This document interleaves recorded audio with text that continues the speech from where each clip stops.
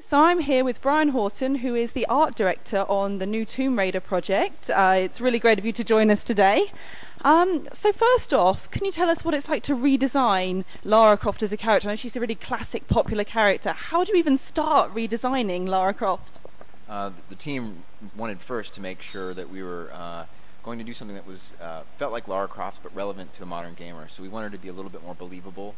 We wanted her to be younger, so we went with an origin story. She's 21 years old. She's on her first expedition, and we knew there was going to be survival as a theme. So all these things sort of informed how we were going to go about her character design. It's a lot more rugged, a lot more believable and grounded, and relatable at the same time. She feels a lot more emotion. She goes through a lot more of experiences in this game, and we wanted to make sure all that stuff was packed into her performance as well as the way she looked. So do you think this new Lara as a character, and I know she goes through a lot more things, it's a lot more brutal than we've ever seen before, do you think this is going to build on fans' impressions of Lara Croft, or do you think it's going to give them sort of a new look on her? Do you think it will kind of add to what they already know, or create something entirely new? I think it's a combination of something that's familiar yet different. I think it's going to add to the tapestry of what how Lara Croft is viewed in the gaming pantheon, even the movie pantheon. Some people have never played a Tomb Raider game. Some people have only ever experienced her in the movies. Some people haven't played Tomb Raider at all. So if you think about it, this might be a lot of people's first Tomb Raider game ever, and it might define who Lara Croft is. But for those who are fans, we take this character very seriously. We take this world very seriously, and we want them to know that we care a lot about her, and we hope that they like this new vision of Lara. Well, I care about her a lot too. She's very personal to me. I played a lot of Tomb Raider when I was growing up. And I'm interested to know, actually, why the decision was taken to take it to an exclusively adult market. That seems like something that's not been done with Tomb Raider before.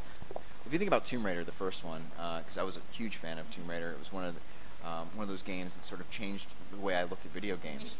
Because it was the first game that really made you explore an environment, use your three-dimensional camera, and go, wow, this is a place I can actually feel as alive. But it was also very mature in a lot of ways. I mean, she would get impaled on spikes, stuff that nowadays would probably be categorized in mature rating.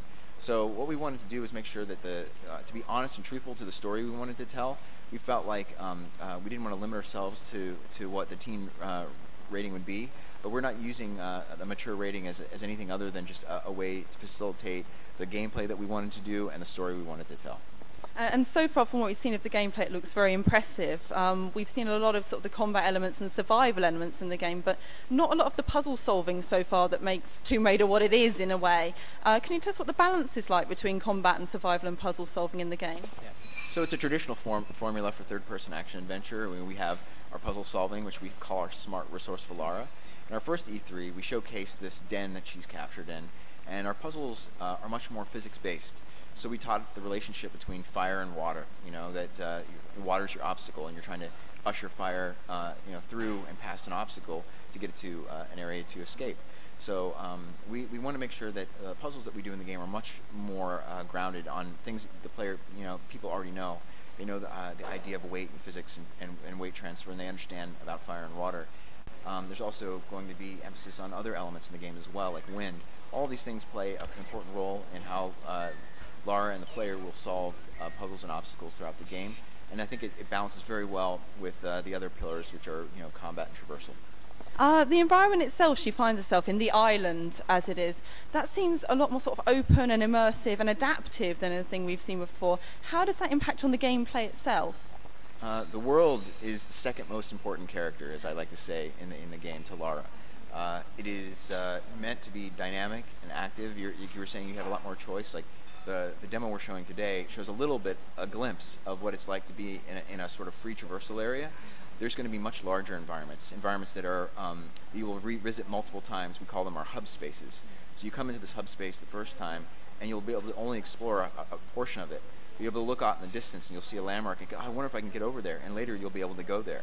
So it's the first time we've really been able to point to a location way off in the vista and be able to traverse from the beginning all the way across to the end of that in one go.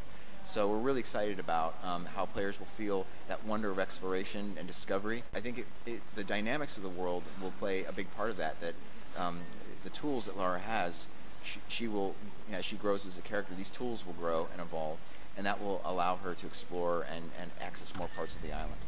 I noticed whilst playing the game a minute ago that it's almost a way of sort of levelling up Lara's survival skills, and I hadn't seen anything on that before. It's very exciting. Perhaps you could just tell us a little bit more about that. So our campsite system is a way, it's the interface by which the player will be able to level Lara up. And this goes down to survival skills are one of the components, and that's just sort of her raw abilities, what she can do in the world and perceive in the world. One of the abilities she has is to re-harvest arrows. So when she's shooting her arrows, she can get that resource back. By leveling up, she can gain that skill. And there's going to be a myriad of these skills that you can buy all throughout the game. All this is earned through our XP system, so the more things you do in the game, the more experience you gain, and that experience you can use as a currency to upgrade the character. There's also salvage, and salvage is a currency that we use to upgrade our tools and our weapons. So the bow, you'll be able to upgrade that bow. It will have more abilities to make it more powerful, but also to make it to be able to solve the environment, to improve its tool capacity as well. So not only is it making your weapon stronger, but it's also giving you a more compelling tool to work with. Wow, that sounds amazing. I mean, the other thing I was wondering is, as art director for the game, obviously it's taken a massive leap forward in terms of art and graphics, and it just looks beautiful to behold, I must say. Is there a part in the game that you're particularly proud of? Like when you look at it, you're like, yeah, I had input on that, and that's amazing, and you really love? I could say that one, I just wanted to say that I work with some of the most amazing artists in the industry. The team at Crystal Dynamics is super passionate. It's a collaborative effort. There's no one person that makes this happen. I'm particularly proud of the synergy we have between the character, Lara, and the world. We put a lot of time and attention to make sure when Lara interacts with the world, it feels real and believable. The way she performs, the way her animations work, the way she can showcase her damage, the way you can affect the world. So as a player, I have some control over my environment, and I can manipulate that environment.